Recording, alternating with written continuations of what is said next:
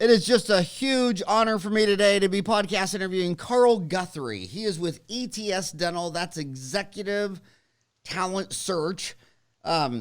He is the Regional Director of Recruiting covering the Southwestern U.S., including Texas, New Mexico, Arizona, Colorado, Oklahoma, and Hawaii. ETS Dental was founded in 2001 by Mark Kennedy and is headquartered in Roanoke, Virginia. They specialize in locating and placing general dentists and dental specialists with independent practices across the country. They have conducted searches in all 50 states for thousands of practices seeking associates, partners, and buyers. ETS Dental's recruiting team is made up of 6 general dentist recruiters and 2 dental specialist recruiters. Carl has served the dental industry as a consultant recruiter for 12 years. He has worked with over 3,000 dentists and practices over this time, giving him tremendous insight into the current demands of both associate candidates and hiring practices. Carl is a native of Lafayette, Louisiana, which is up the street from New Orleans, where he graduated from the University of Louisiana at Lafayette with a degree in marketing and legal studies. He began his career with ETS in 2007 while living in Roanoke, Virginia, and he now lives in Austin, Texas with his wife Devin and son Jackson so that he could be closer to my 4 grandchildren in Beeville, Texas. Thank you for doing that. How are you doing, buddy? Welcome. I'm doing great. Thanks so much for having me. So you were ETS was founded in 2001. That was 9/11. That was the year 9/11, which really changed everything because the United States, 325 million people, that's about 4% of the global 8 billion population. So the United States, it's 4% of the population, has about 4% of the PhDs. So all these American companies were always recruiting PhDs, mainly from Asia. That's where people just love to get PhDs in math, physics, chemistry, and biology. And 9/11 ruined that, didn't it? It's so hard to get, from 9/11 to now, it's been so hard to get foreign trained PhDs to move to factories. When I talk to patients, they say, my biggest rate limiting constraint is I don't have a mechanical engineer. And if 5 mechanical, because they live in a small rural area. And they're like, dude, if I could get 5 mechanical engineers to walk into my business, I could double it in 5 years. So, but it's just hard. And so now you're in an equally hard thing. These DSOs are telling me, I just lectured a couple Sundays ago at a big DSO conference in Scottsdale, Arizona. And they were telling me that now they don't even want to go into small towns because recruiting to get a millennial dentist or anybody to go into it, like my grandkids live in Beeville. How hard would it be to get a periodontist to go to Beeville? Yeah, it's tough. I mean, and just like the DSOs are saying, it's tough to get the docs to look out of the major cities. For years we've said move out into the, especially during the recession. That's when I started, was in 2007. And so things sort of snowballed into, that recession. No, you said it right. It was a depression with liquidity. Yeah. The 1929 depression was depression, and they thought they should save the banks, and that caused 1/3 of the banks go under. So the guy in charge of the Fed during Lehman's day actually had a PhD from MIT in depression, and he said, no, this time we're going to save the banks by giving up the dollar, and he printed like 8 trillion pieces of paper. So it was a depression with liquidity. But anyway, in 2007, how did that affect you?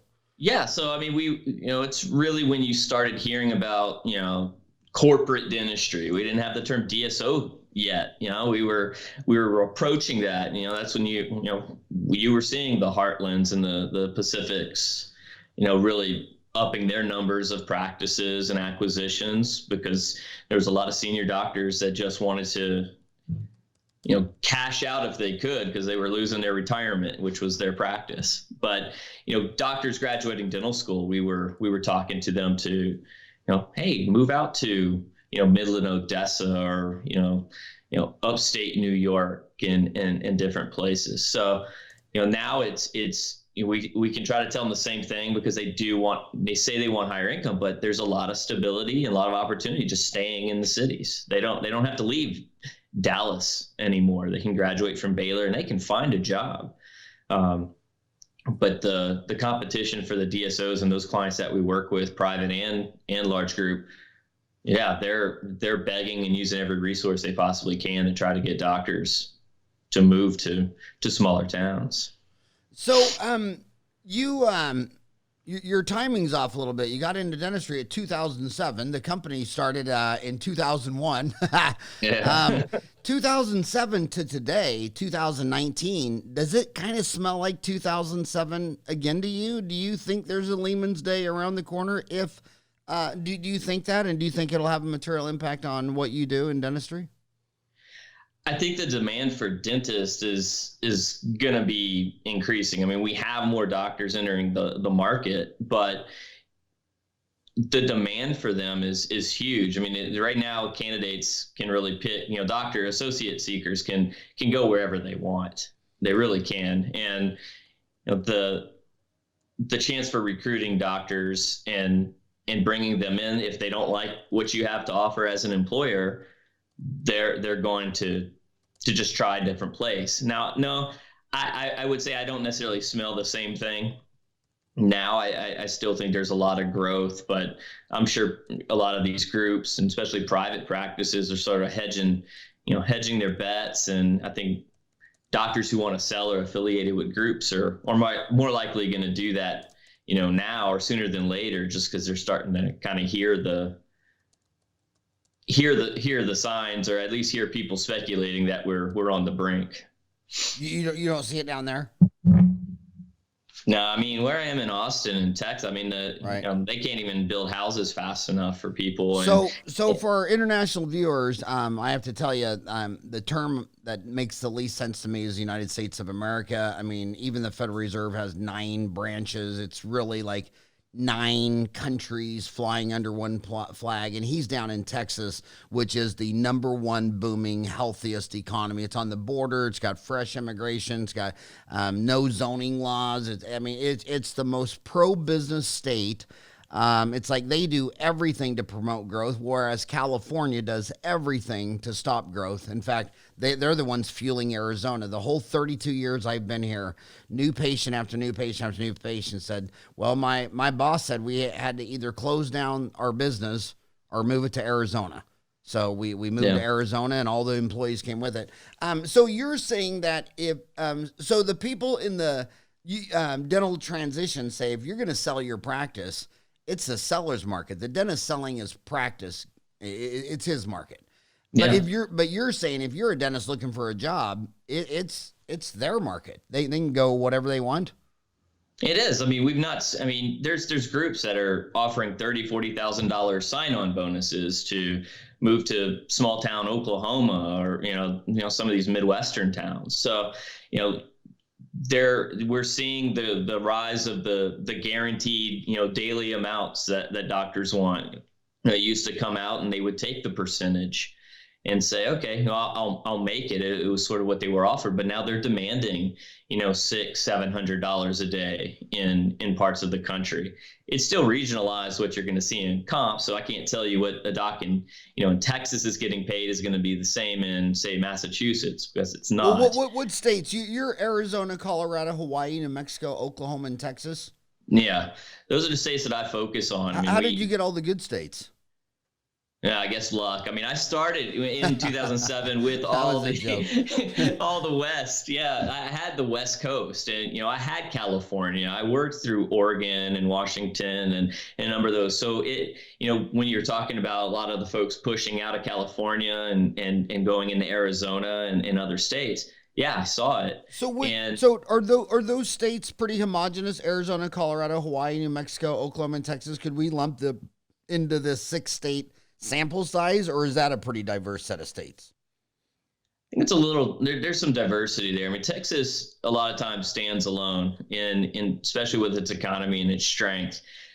New Mexico stands by itself because there's no dental school there.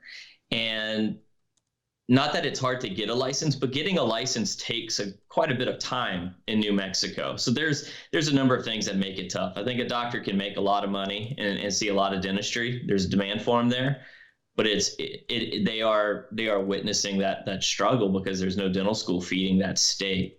We'll see if there's any deals with the new dental school in El Paso. That'll be interesting to see if that helps them at all. Arizona is ground zero for DSOs because we have more dentists working for a DSO than any state, and a lot of them say it's because basically if you're a licensed dentist from any state in America, you get reciprocity in Arizona, correct? Right. Yeah. So has that been has that had any material impact on Arizona? The dental market in Arizona. Well, yeah, I mean, you're going to get doctors that are going to come. What they're going to do, they're going to. I think we saw something similar years ago in Nevada. They kind of opened up the spigot to where, if you promise, cross your fingers, cross your heart, hope to die, you'll practice in a small town in Nevada. What did they do? They all ended up in Vegas and some in Reno, but it really flooded those markets. So the state had to come in and say, okay, we're going to tighten up. I think they became an ADEC state, only for a while, CDCA now. An ADEC state? Yeah, the board, the American Dental Exam. So, and that the board exams play a role in trying to attract some of these doctors. So to the reciprocity part in Arizona, yeah, I mean, if a doc wants to get closer to the West Coast, but realizes they're not going to find something very fruitful or it's just super saturated in, say, California, Arizona also offers, better access, probably to even, if you want to go skiing or get into the mountains sometimes too. So, but yeah, you're definitely right with the DSO presence. I mean, Arizona is a hotbed. Yeah, I am. So basically, it came down to our governor. Arizona is ground zero for dental DSOs with 18.7% of dentists affiliated with a DSO, according to Marco Vujicic, PhD, ADA chief economist at ada.org/HPI. Now Arizona will be open for opportunity to every dentist in America with universal licensing recognition. But the most bizarre thing is that the chart from Mark Vujicic, the PhD economist at ADA. I mean, the first four states on the list have 0% dentists: Alaska, Montana, Wyoming, Delaware, working for a DSO. And by the time you get to the bottom of the list, there's Arizona, 18.7%. So when you're looking at Arizona with 2 dental schools and community water fluoridation, and we'll take your license today, and the next door, New Mexico, no dental schools, hard to get license transferred. Does that make a big difference? I mean, if you were a young dentist coming out of school, would you say, try to jump those hurdles and go to New Mexico? It'll be worth it in the long run? Definitely worth it in the long run. But I think that, the conversations that I'm having every day with doctors about the amount of debt that they're graduating and wanting to just jump in and get to work quickly, they don't want to wait 3-4 months to get a license. And that definitely hampers them. It's $1 today is worth more than $1 tomorrow. So let's go ahead and just get this going. And they're being that your dental schools are in major cities, that they're just younger doctors, or and just not to lump 100% into it, but most of them want to stay in a vibrant community, a metropolitan area that has a lot of things going on, and they're just not comfortable making that jump to some smaller towns or going into a state that they're just not familiar with or hear much about. I know. I can't even get my daughter-in-law to move to Phoenix, so I understand this whole deal. I offered her more than $3,000 signing bonus too, but I just can't compete with Grandma living up the street from him. She was born there. So when you what percent of dentists are getting a daily guarantee? Based on what we're seeing, it's almost 100%. Almost 100%. And I'm basing that off of what we're seeing. The clients that we're working with, the doctors that we're talking to, are looking for a daily guarantee. The ones that aren't getting it are going into a practice that they just felt was a slam dunk, or they're being hired on by sort of a community name brand where they know there's not going to be a shortage of production. But yeah, I mean, it's. And what is that guarantee rate usually? It's going to vary, from coast to coast. I mean, you may see $650 to $800 a day up in the Northeast in Texas. We're seeing a lot more in the, if we're talking newer grads, 650. Some of these practices for more experienced doctors will pay, $700 to $800 a day. You go to California, I think you're still seeing, five, maybe sometimes up to 600 a day. The other thing that we talk about, California would only be 500 to 600 a day. Yeah, I mean, there's so many doctors, and that's a day. I mean, we're talking a lot of those docs are working multiple part-time jobs. So that's because California has 6 dental schools. I mean, is that the bottom line? Yeah, and nearly 30,000 licensed dentists. So the population, is not necessarily where the dentists are located. Not everyone in California lives in SoCal, in the LA, San Diego market, or right there in the Bay Area. You can probably do really great if you even just go to Sacramento, if you live up through, Central California or the Central Coast. So California daily rates are closer to what? I'd say closer to 5. Or closer to 500. From a new dentist point of view, I mean, more experienced doctors could. Okay, so I got so much to say on what you've said so far. So, what's really neat about lecturing around the world for 32 years, you've seen every rodeo before. So, when the governor of the governor of Nevada, told his receptionist to get him a dental appointment. He needed his teeth clean. And she told him at the end of the day that she'd called every dentist in Las Vegas and she can't get him in anywhere for a month. He was so livid that he started a new dental school in Nevada and started this licensure deal. And I had seen that rodeo before 5 years earlier or 10 years earlier in Australia. Same thing, prime minister couldn't get a damn dental appointment, and he was so livid. He opened up a couple new dental schools, but he did something drastic. They had about 10,000 dentists, and they had 2,000 foreign-trained dentists living in Australia. And he said, well, where are these dentists from? Where'd they go to dental school? And he got the list of all their dental schools, and he says, these countries all make great cars, great economies. I mean, you're talking about Germany, South Africa, all these, England, Ireland, all these great countries, and he gave them licensures by credential that day. So in one day, you pretty much went, and I'm rounding this off, but in one day, you basically went from about 10,000 dentists down under to 12,000, and that changed everything. You just can't increase the supply of dentists 20%, hold the population stable. I mean, United States population, Australia population, both of those countries don't even grow their population at 1 full percent a year. So when you add 20% dentists to a stable population, it changed everything. So when dentists are talking about student loan debt and they're talking about all these economic problems, the one problem they're never going to be able to adjust back from is supply and demand. And you've gone from graduating about 4,500 dentists a year to about 6,500 dentists a year. How many dentists are coming out in your numbers? No, we're in that same ballpark. Yeah. I mean, we're definitely over 6,000, and it was an amazing push. In the last 5 years that we've added, a handful of new dental schools, and you had a number of other schools that upped their enrollment rates to tackle that quote unquote shortage of dentists that we were expecting. And we've seen this rodeo before. So when I was a freshman, the senior class had 200. My class only had 125 because when I got into dental school, the big push is, my God, we have way too many dentists. So they were closing down, I think it was 7 dental schools. They were closing them down. Chicago lost one, Georgetown, Emory, Farley-Dixon, all these dental schools were closing down. And the class size shrunk, and then they got too low, according to someone, and now they're going back up. And whenever it goes back up, they'll, someday they'll have to turn around and go back down. But you're saying California has 6 dental schools. So the daily guarantee is closer to like 500. Texas is a strong economy. They're doing good. What's the daily guarantees in Texas? Statewide, I would put it right around, 600 a day for a new doctor coming out. 600 a day. Yeah. And when you're talking to these dentists, you're saying they got a lot of student loans. The national number I see is $284,000 per average kid. Is that about what you're seeing?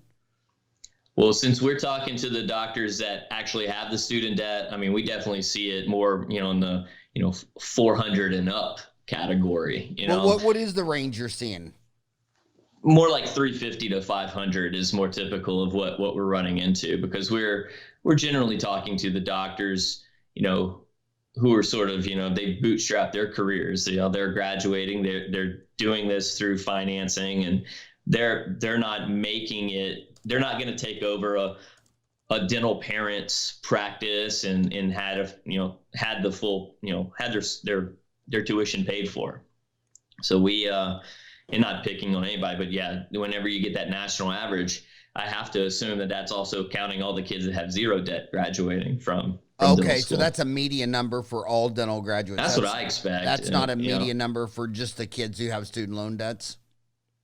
Yeah, I don't know. So you're saying that the dentist that you're working with, so Carl Guthrie is saying the average dentist he works with has $350,000 to $500,000 of student loans. Yeah. And what is the difference between that student with $350K to $500K? Is the $500K guy married with a kid? What's the difference between?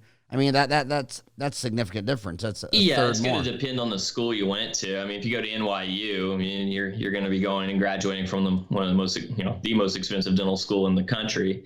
And, if you're going to have the living expenses of living in the city, you're going to have doctors that are going to have, families, and, they're going to graduate and already have the wife and 2 kids, and some are already driving, the Cadillac, so it just depends on the school and their particular life situation. And another thing, I tell dentists with diseases and going to dental school, there's more than one country out there. I can't believe that people don't realize that the United States of America is not the only country. Like you find dentists that their whole goal was to be an endodontist, and they didn't get accepted into school. You can buy your way into endo school in the Caribbean and Central and South America and in Europe. I mean, you could go live in Romania. I mean, that would be the time of your life.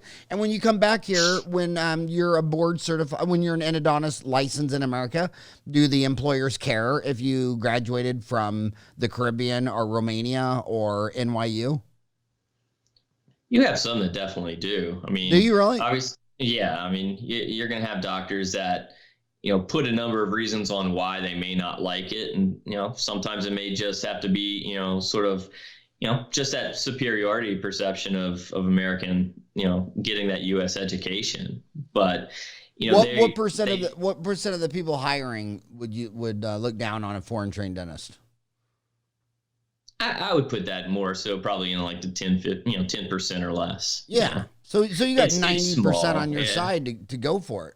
And they just have to, I do feel that, they understand that, hey, I also want to practice in the U.S. I have to get educated again. I have to go through, dental school again, even though it, may be an accelerated, foreign trained doctor course, or get a certificate, get a specialty certificate. And hey, one of my physician friends that I actually go to, partied like it was 1999 all through ASU and didn't get into any med schools. And he finally got married, had a kid, got focused, and had to go out of the country to be a doctor. And he's one of the greatest doctors in the world. Everybody's timing is different. So when you're let's start with the old guys, since I'm old. If I'm an old man and I'm looking to hire an associate dentist, what tell me? I mean, we're always here. They're millennials or different, but how does an old guy looking for an associate dentist? What should he be thinking about this young market? When you're looking at the market, I mean, it's, the biggest thing is to understand, what is it that, they want, and get out of your head about, well, this is how I started. This is how everyone should start. When you became a dentist, not you, but a doctor, 30, 40 years ago, you graduated, you threw your shingle and you made it happen in every which way that you could. But now we're now at a time that's different than any other time in dentistry, where doctors in dental school are hearing a whole lot of different information. I mean, you have, a lot of DSO recruiters that are in the dental schools every day talking about benefits and base guarantees and CE and all these things that they can get within those companies. So now when you're coming out and a doctor that wants to hire an associate and doesn't understand why these doctors, why are all these candidates demanding, a $600 guarantee? They want 30% and blah, blah, blah. And they want me to mentor them and train them but pay them like they have it. Well, that's, the market has come to that. And the doctors also aren't practicing, or rather starting a practice out of dental school. They're going to associate for 3 to 5 years before even considering being a partner or an owner of a practice. And what are they hearing in the dental schools? So I assume they're mostly hearing from the big boys, the Heartlands, the Aspens, the Pacific Dental. So what are they telling them? I mean, a lot of it has to do with the structure and security of what these organizations have. I think it'll come down to, the level of autonomy, training, mentorship, and income that they can receive from each company. And then ultimately if they feel that there's a good cultural fit with those companies. And I would tell any new grad that, oh, well, I don't want to work corporate. Well, that's a bad way of looking at it. You can't lump all practices, all corporate. You can't lump all private practices into the same boat, because their internal culture and systems and sort of their vision and mission all are different. And you do have to fill them out. I mean, you're going to go into a bad corporate practice just as well as you're going to go into, a bad private practice with, bad staff or people that just don't get along. And the same goes for really good experiences. You're going to go in where they treat you like royalty and, pay you what you want and train you up. And you just have to feel them out. When I got out of dental school, it took me 4 months to get my rented 1,000 square feet built out, open. So for 4 months, I worked at the biggest dental clinic chain in Phoenix at the time. It was called Sunshine Dental, with 4 locations. And what was so cool, I was doing my 4-year dental school requirements to graduate every week. I mean, I had come out of school, I had done 15 canals of endo, 15 units of dentures, 55 fillings, whatever. I was doing that every week. And I was like, I felt so fortunate that I had a dental office. And then what I really loved about it is it was a group practice. So if I could only get the crown and the front root out and couldn't get the back root out, Dr. Patel would walk over there or Nick Gidwani and just, show me in 3 seconds how to get the other one out. And right. So it was just great. And these guys work for, Heartland, who has 900 offices. And then when they graduate, they didn't learn one business thing from Rick Workman and Pat Bauer, because they worked there the whole time thinking, well, this is corporate and I just want to get out. It's like, now you get out. Now you own one dental office and you didn't learn one damn thing from the only man who owns 900 offices. Right. Because of your attitude, your bad attitude. So your attitude is going to determine your altitude. Just if you got a bad attitude, just fix it, because it's not doing anybody, especially you, any favors. When you look at a dentist and he wants to hire, he wants to get a job. And and you got 2 dental offices in this town that want to hire this kid. What are some of the red flags that the one on the left is not very good, the one on the right's better? What are the red flags that you see in these young kids getting a job and that the old man should fix? Yeah, I mean, a lot of it is why, do you understand why that practice wants an associate? So, did that practice owner decide, I want to work less? I just want to cut back on my day. So in order for that to happen, I'm going to hire an associate. Okay. Well, did you find out that owner understands, when you go in there, he's going to have to give up some level of production and some of his income for you to be successful as an associate in his office? And I run into that quite a bit where, this is the first ever associate and they just went in and there was no plan.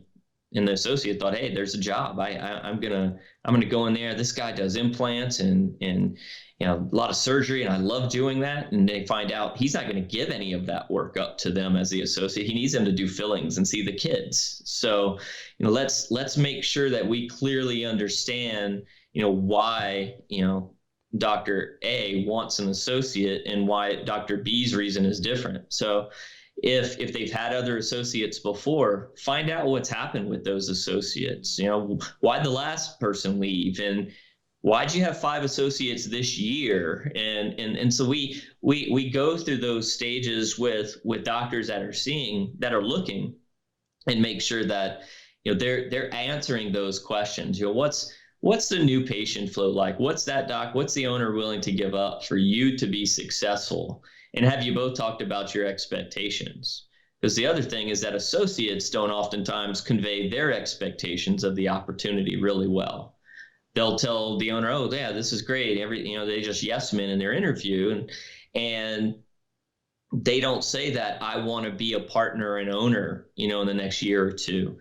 And then they leave in 6 to 12 months because then they found out, my boss doesn't want to give up any ownership. That's just not the path here. Yeah. So it's something you see all the time, that the most really successful people have the least amount of social skills, like Steve Jobs. I mean, so you're a social animal. There's an 8 billion herd.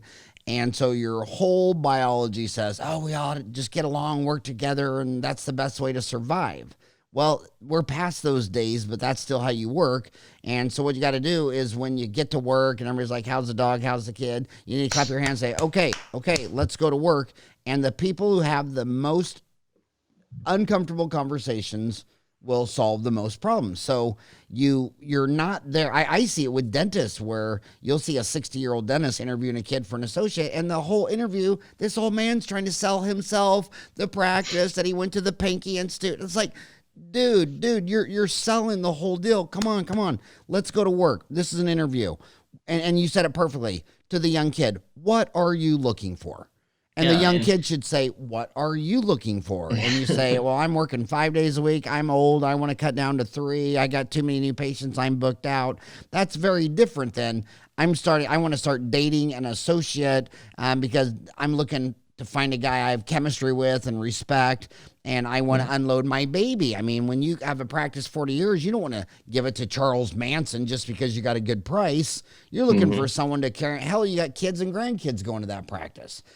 So the bottom line is, so you're just saying the same with everything. It's communication. Yeah. Quit trying to be someone's friend. And the way I coach my dentist friends, I had a guy call me Sunday and was having a meltdown on what some other dentist thought about something. I said, look, dude, modern humans are about 50,000 years old, and about 110 billion of them have died. And of the 8 billion alive today, you're never going to meet 7.999 billion of them. So in your world, really, everyone's dead, or you're never going to meet them. So why do you freaking care? Right. What Karen, the yoga instructor, said? I mean, it's just, you're not in there for a friend. That's why I call my podcast Dentistry Uncensored. I don't do this show because I'm looking for a friend. I'm doing this show because I really genuinely think I might help one dentist make one decision. And if that's all this thing does, it was worth it. Unrealistic expectations. What do you think the young kid has blinders on when they're looking for that perfect practice? I mean, you knew the kid in dental school where, he just, they're a little detached from reality. They think they're going to go work for Dr. Disneyland what is the most detached, unrealistic expectations that you're seeing out there? I think the biggest ones is, they don't want to leave. I'll use the major city example again, where I don't want to leave Dallas or Houston, but I want to start in a practice that's going to be completely fee for service, allow me to do implants and high-end cosmetics and full mouth restorations, and make 200 plus a year as a new grad. And that's an extreme example, but an actual example. I mean, I've had those conversations, and normally if that doctor is just going to be coming out of dental school, I'm like, well, that sounds great, but maybe you need to go out and do an AEGD or something and get a few more reps under your belt before you can think you can do that. And even after that, you're still going to have to put in the time. And that's a big struggle. And I know that's kind of lumped in with the millennial mindset or others, but they just want to get out there and and just do it all. And we just need, we just want the doctors to understand it. It takes a little bit of time. It doesn't have to take forever, but you can definitely get there. And with with the opportunities that are out there, there's tons of opportunities for doctors to work. And if they're looking for the perfect practice coming right out of dental school, they're setting themselves up for some disappointment, because they will have to make some compromises and put some things off for a couple of years, and until their experience or even their reputation grows to take advantage of what they've been able to build for themselves. But it's just not going to be instant. Huh. And which town, I mean, my gosh, I wouldn't want to leave Dallas. I mean, they're Dallas Cowboys. I mean, they're 4-3, and then go to Houston. They're 6-3. I mean, what do you advise, that you go to Washington Redskins, where they've only won one game? I mean, what do you hate these young kids? So you're saying that quality of life matters. They want to live in Dallas. They want to live in Houston. They don't want to live in Beeville, Texas, where my grandchildren live. And I don't think dentistry is competitive. When they tell me that there's too many dentists, like a lot of older dentists say, man, there's too many dentists. I'm like, what do you mean there's too many dentists? You've been looking for an associate for a year. You haven't found one. I interviewed a kid a couple months ago, and you know what he told me? He said, well, I just want a daily rate of $650, but I don't want any production. I mean, I shouldn't have to come in here and have any level of productivity. I mean, I should just come in here and do the best job I can, and you pay me $750. I'm like, are you stoned? I mean, if that, I mean, does economics, is it a joke to you? I mean, you're just saying communism, all for one, one for all. Let's just all drink vodka and sing Kumbaya. Are you completely? And I'm like, how did you get a doctorate in dental surgery and you're completely disconnected from any form of economic reality? But humans are compartmentalized. If they want to believe something, they'll figure out a way how to get to that. But I've been seeing a good follow-up question to that guy is, hey, do you want to be a practice owner or a partner in the future at some point? And a lot of them will say yes. Well, and now with dentists, okay, well, that's great. Are you going to just pay yourself a guarantee, even if you don't have the money coming in? How are you going to do that? So, let's put a little spin of reality on that. But there's not a lot of reality. There's not a lot of reality on things like that. So let's go back to when you're hiring these dentist associates. Where was I going with that? There was so you're saying that they're going to live in their own place. They're going to want daily guarantees. What percent of the dentist associates you're talking to look you in the eye and say, dude, I always want to be an employee. I never want to be an owner. I just, I want to get married, have kids, do the 8 to 5 thing. I do not want to own my own business. Very, very few. I mean, some, I think maybe just, it's still, an entrepreneurial culture in dentistry, and they, maybe some don't want to admit it. But what percent? That admit it, I would say well less than 20% are going to admit that they don't want to do that at all. And how long do you think the average dentist is an associate before they buckle down and buy their own? The ones that they do it, probably now more like 3 to 5, 3 to 7 years. Okay, so let's go with I agree completely. So the way I see this market is they 6,000 graduates a year, and they want a job for 5 years. So you have 30,000 dentist man-hour years for the DSO market to work with. That's all it is. Mm-hmm. That's all it is. You cannot show me any math. These DSO people that they're thinking they're going to double and double, and they're going to be Walgreens and CVS, and we're all going to work for McDentals, and now everybody's talking about, Walmart's getting in dentistry. I don't care who gets into dentistry. They only have 30,000 associate dentist years to work with. And then at the end of that road, we're all going to be at the same table, looking in the same mirror, looking at the same dentist who says, I have worked for 5 different other people for 5 years, and I'm so miserable because you can't get two dentists to agree on anything. And I'm opening up my own damn practices. I'm finally going to just have to do it my way. And you're saying that that's what you see. What percent of the dentists after they graduate from school in 5 years own their own practice? I don't know. I mean, I could be completely making up an answer there. I can say that historically, the doctors that we're working with and placing with practice, 70% or so are going to be those doctors with 3 to 7 years of experience. So, after they hit that 5-7 year mark, they're going in and buying something, or they have settled into a career spot where they want to stay. Okay, so let me give you. Let's jump around to other industries, just so everyone knows if you graduate from dental school, from a computer programming school, and you're a computer programmer of any type of science, everybody from Amazon, Facebook, Google, they all want to hire you. And what do we see with them? Millennials are staying with the FANG, Facebook, Apple, Amazon, Netflix, Uber. These companies, they stay with them on average 1 year. Yeah. 1 year.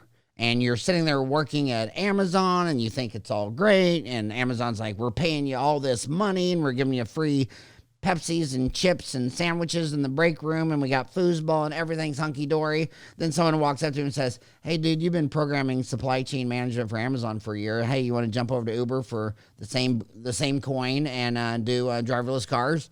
They're like, that does sound fun. That sounds fun. And they're gone.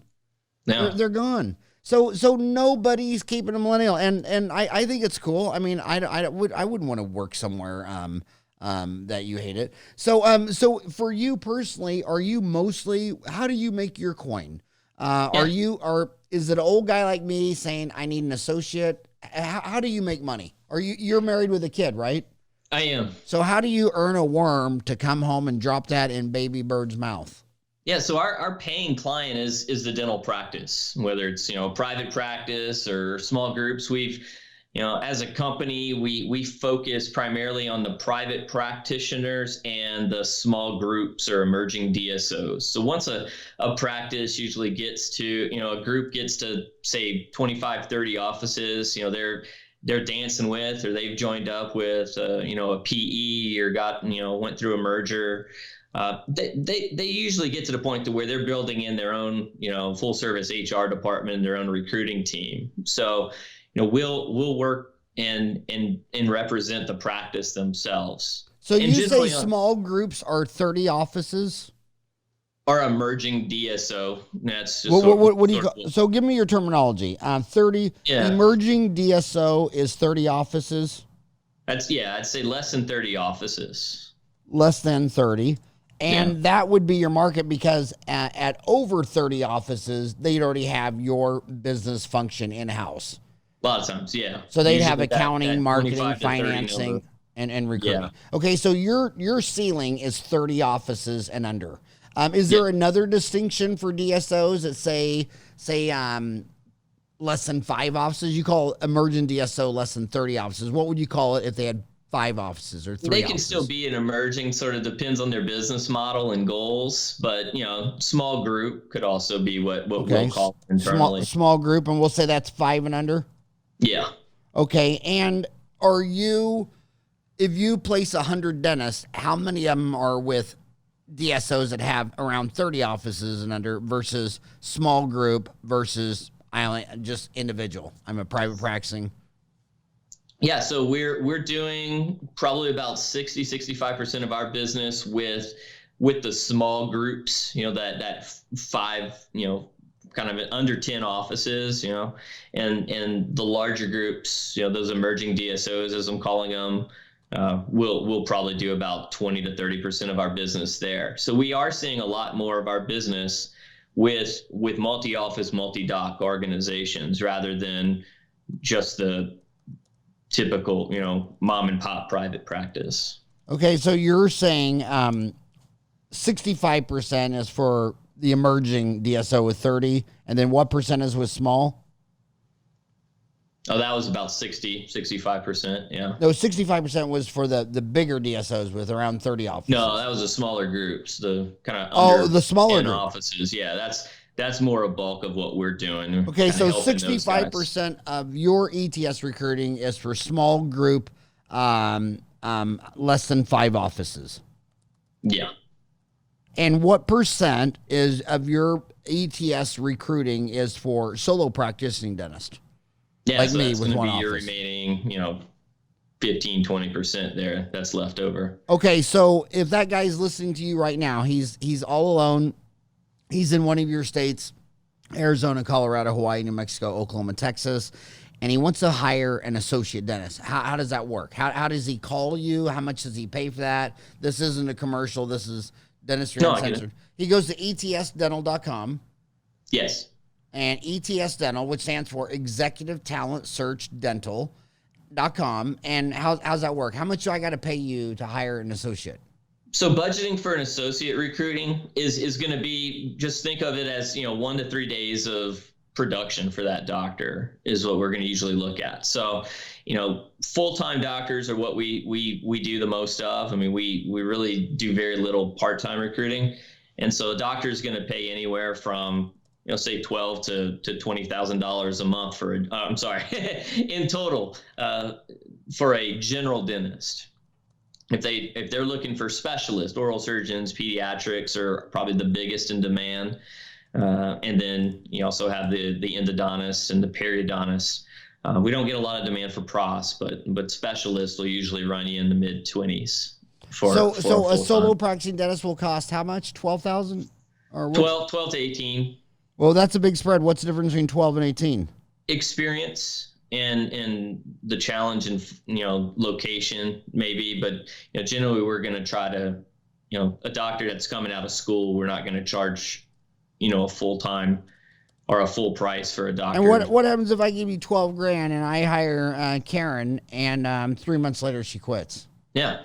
So we work with our docs to make sure, we're understanding what's going on behind the scenes and what their goals are. And we'll tell them if we just can't help, because the last thing we're going to do is want to just fork over and, throw resumes at you.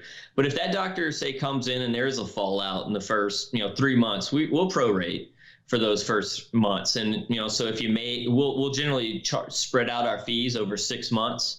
So if say your fee's $15,000 and it's 6 monthly payments of $2,500, at 3 months you've made 3 payments, but that doctor doesn't make it, we'll stop billing you. You're not going to have to. So HR is the most difficult task. They will figure out how black holes and gravity works 1,000 years, but they're going to find out how humans work. When there's a fallout, who's usually the crazy toxic one? Is it the young dentist associate or is it the old man? More often than not, unfortunately, it's the practice. It kind of goes back to the missed expectations, or, there was a lack of, communication up front about what's there, or just a misrepresentation of the performance of that practice. That's well put. So when dental associates don't work out, there was a communication problem and there was misrepresentation. They weren't busy enough. Yeah. They didn't have enough new patients. They thought they were going to get mentored because you place a lot of implants, but it turns out that you're doing them yourself while I'm over here on a composite milling machine. Yeah. And I don't mean misrepresentation even to say they're lying. I think a lot of doctors, unfortunately, just don't know what they have a lot of times when it comes to the, the financial or, the KPIs. I just lectured in Scottsdale. Like say it was 100 of the biggest DSO captains around, and they were telling me a lot of interesting things at lunch and afterwards. That they used to have associates come in and work for them, and they would do like molar endo, and they'd teach them how to place implants, and they'd work there for a year or two and leave, and then over the first 5 years, they had to repay an endodontist to redo. 20 to 60% of the implants, 20% of the endo. And a lot of these guys are saying they're starting to redline and say, no, man, first 3-4 years out of school, we're going to get an endodontist to come in and do all molar endo, and we're going to get a periodontist to place all implants. And I've reached that. I have personally reached that. I have made some local periodontists very wealthy by paying them cash to redo my associates' implants. So how hard is it to get an endodontist to come into your practice and do all the molar endo? And or a periodontist place all the implants? I think those, I mean, there's endodontists and periodontists who make their living just, floating around a particular region or metro area. I mean, they'll come in and do that work for you. If you want to hire them, I mean, it's a different story. I'd say that, periodontists are definitely out there and want to work full time somewhere stable if you kind of let them do what they're good at. But, if you're just a general practice looking to bring in some help, 1 day a week, and you just load their schedule up with, a bunch of molar RCT, then yeah, I think you can find those folks out there to show up, at least a few times a month. Now, are endodontists and periodontists, are they getting a daily rate minimum too? I think most of the time I'll not be accurate with my numbers since I've got my head in general dentistry, but yeah, I mean, they're going to get some type of daily guarantee. I mean, sometimes, especially like a perio, if they're going to come in and do a lot of implant work and so forth, you may just split 50-50 with them. Is that everything legal though? Then it's fine to pay them 50%? Yeah, I don't think there's a legal limit to what you can pay someone. Yeah, Okay. Well, there's a lot of fee splitting. As long as they're not paying you for the referral, you're paying them for the work. That paying for the referral is the fee kickback fee split that's go to jail stuff. By the way, I've lived out here in Arizona and dentists have gone to jail. The ones that got the most trouble was when a small town only had like 3 dentists, and they all met at the dentist's office and wrote a letter to the insurance company telling them that they had to raise what the insurance was going to pay them for a crown, or all 3 were going to quit. And of course, they signed it and mailed it to the dental insurance company. It took everything the Arizona State Dental Association could do to keep those 3 bozos out of jail. And I was the one thinking, well, maybe they should just go to jail. I mean, at what point do you have to tell a dentist, stay in your lane? You're not a lawyer. You're not an insurance commissioner. In fact, you're actually an idiot. But anyway, enough of that. So yeah. I mean, every time a dentist gets in really, really, really crazy trouble, usually they were pretending to be a lawyer or an insurance commissioner or whatever. So it sounds like the associates are looking for mentorship. What percent of your business and activity and revenue is from actually a transition where you found an associate dentist to come in and work for him and buy the practice? Do you also do the transition? We work in helping practices connect with people. So we're not transition experts, nor are we brokers. But a lot of times, just based on our relationships with doctors and what we've done to help them with associates, those have led to, a transition or to a sale. But I'd say at least, at least a quarter of what we do, maybe a third is going to lead to some type of partnership or just a complete transition of the practice. Because a lot of doctors are calling us, want that heir apparent that's going to take over. Okay. And how do you it sound, a lot of individual dentists get on Dental Town and say, I want to go get a job at Heartland or one of the big boys, and they said, this is our contract, take it or leave it. Yeah. And then other ones are saying, dude, that it's a poker game. Call bluff and say, I'm walking. They'll change it. Right. I mean, so you see a lot of hands. When they say this is our stock contract, this is Aspen Dental, Bob Fontana said, sign there or go home. Is that true or false? So a lot of your bigger players have pretty much the boilerplate contract. I don't think they really bend on it much. They may bend on signing bonuses and so forth, kind of know what you can negotiate. A lot of times with bigger groups, they won't bend on, say, a guarantee or the percentage or the non-compete, a number of those items. But, sometimes if you wanted a tip on portions to try to negotiate, Aspen Dentals aren't necessarily always in a highly sought after area. Same goes for some of these, Heartland has offices in some small areas. There's a lot of groups that do.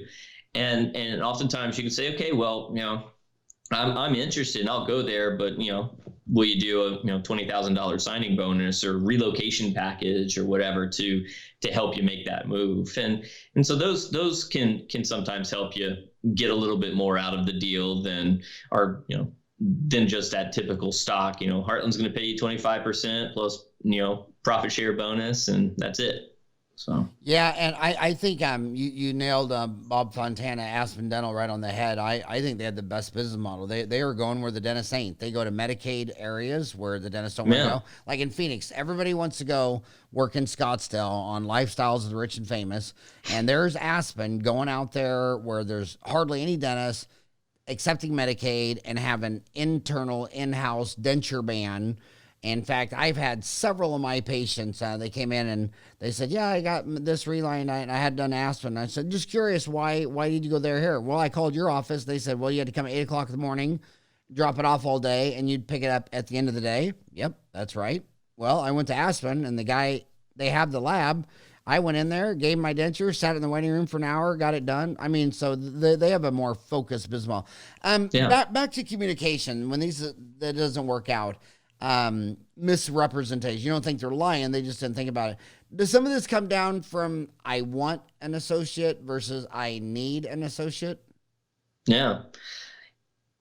I think doctors understand, especially if they get older, I'm working too much, either it's just they're just tired, or they just want to change in, more personal lifestyle, personal time in their life.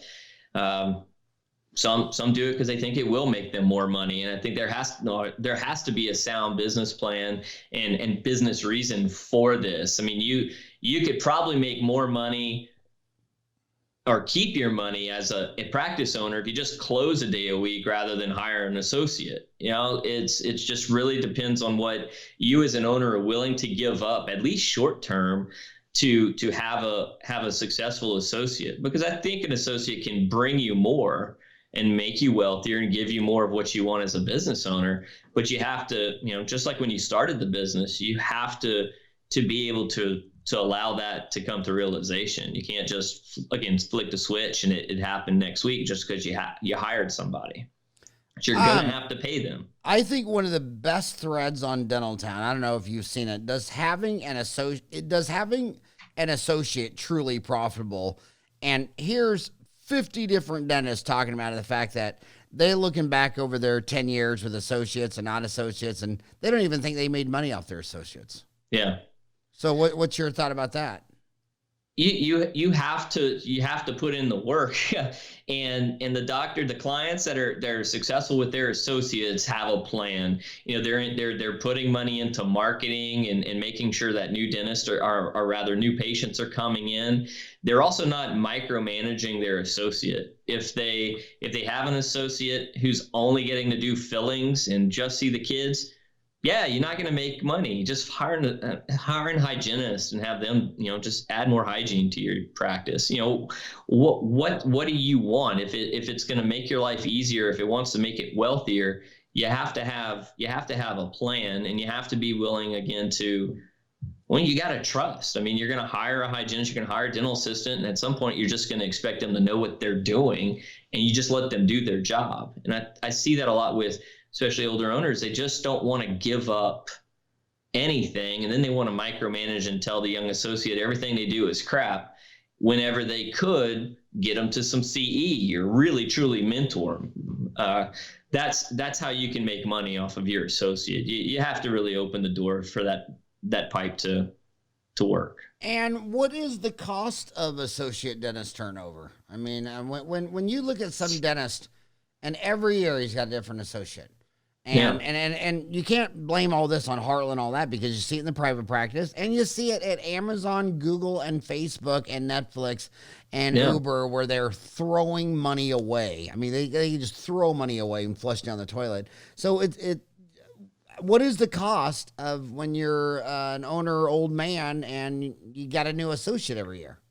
Yeah. I mean, if you're really, your business is built on having that associate, and you have an associate that's producing, say, $40,000-$50,000 a month, and you go a month without one, you've lost $40,000. I mean, how quickly, could you, what could you do with that $40,000 that you now missed in terms of opportunity costs? But you're also going to, simple things is putting their name on the door. You're going to buy equipment. You're going to hire assistants. You're going to do a number of things to make sure that associate comes. But if you treat them like garbage or you don't help them continue to grow, I mean, you're just throwing money away hand over fist to them.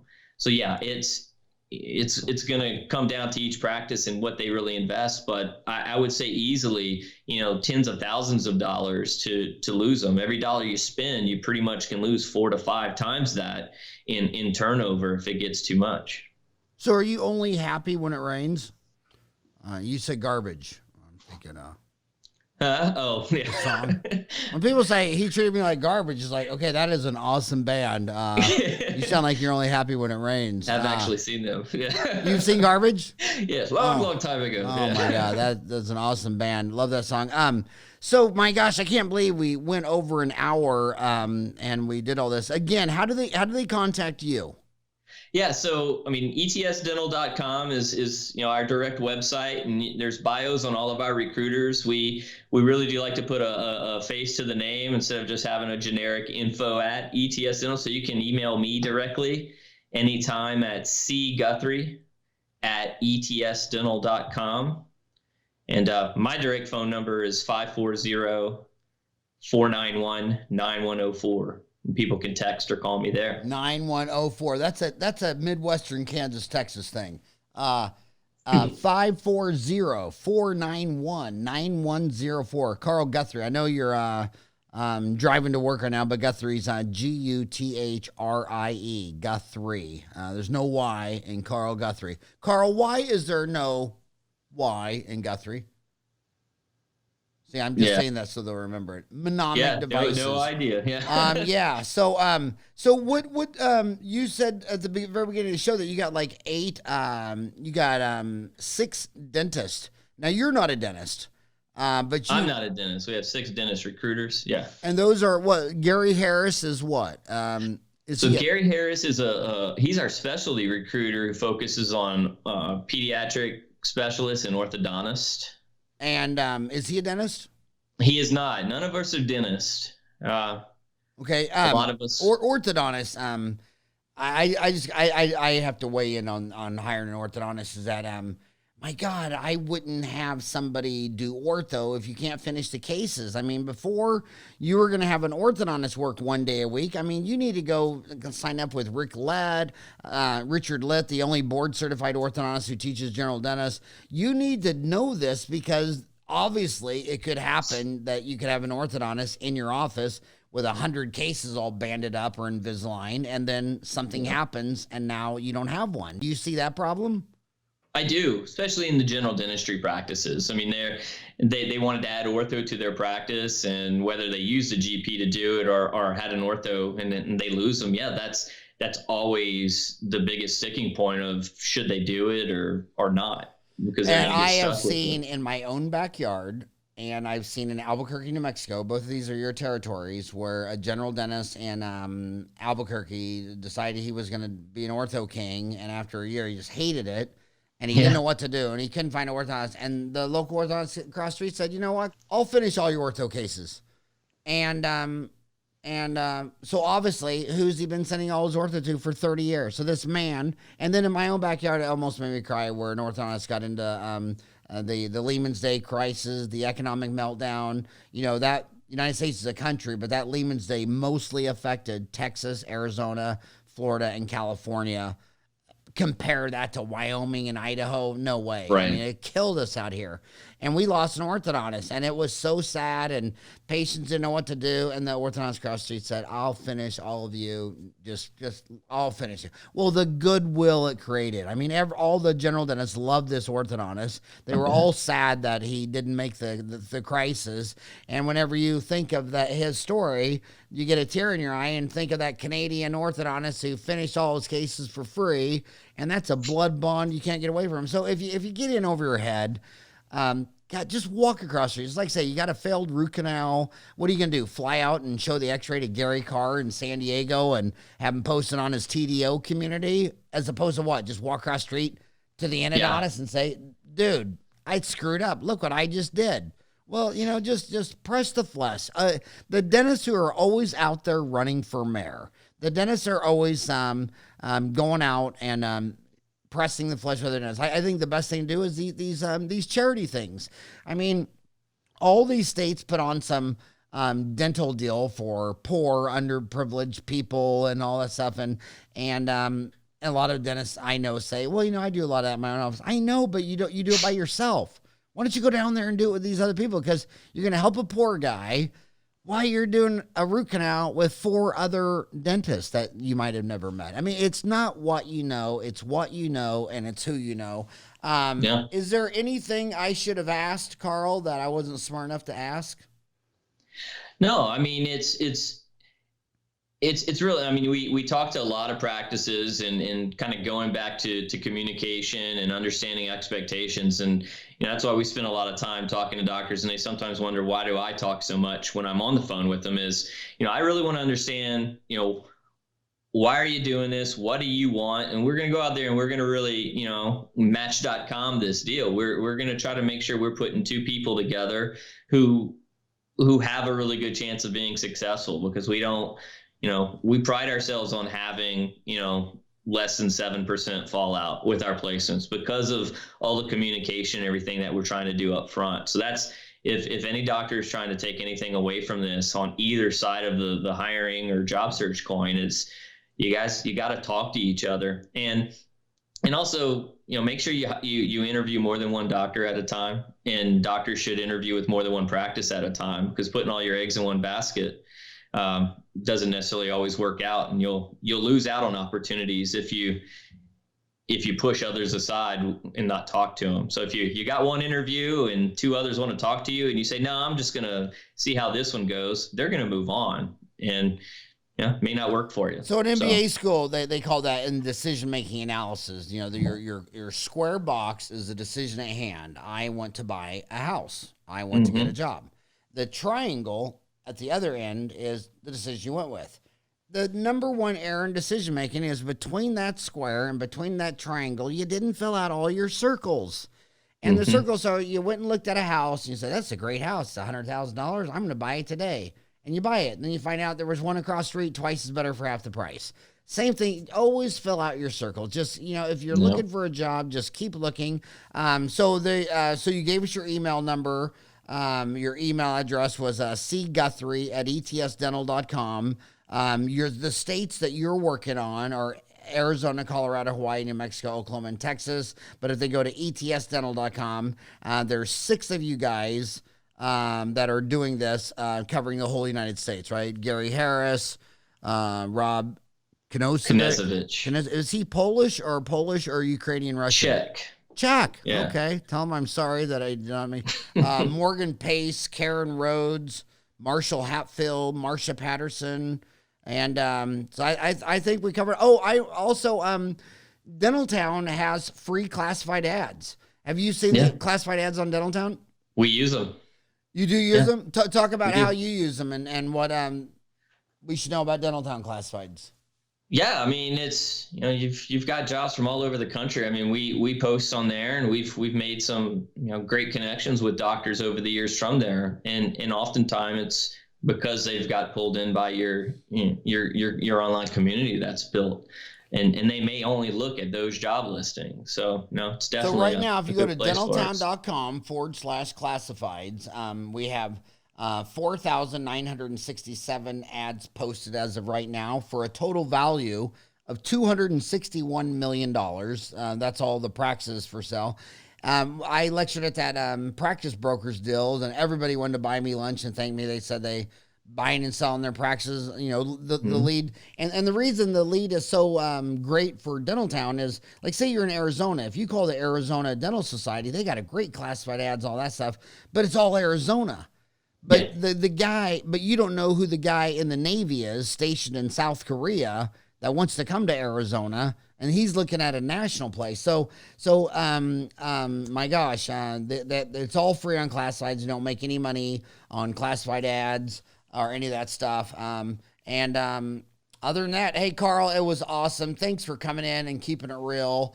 And I want you to find me an associate job in Beeville, Texas. I want to come down there and work 1 day a week and play with my grandchildren 5 days a week. And if you you cover Arizona, I would love to have an endodontist and a periodontist come in my practice. I'm serious. I don't want to pay children within 5 years out of dental school to do molar endos and place implants anymore. And I have found that all these DSO guys that own 30 offices said, "Hey, Howie, how long did it take you to figure that out? 32 years?" Yeah, we figured it out after $1 million of paid remakes. That's how we figured it out. So it's tough. It's tough. Carl Guthrie, ETS recruit. Thank you so much for coming on the show today. Thanks so much, Howard. All right, have a great day. Thank you so much.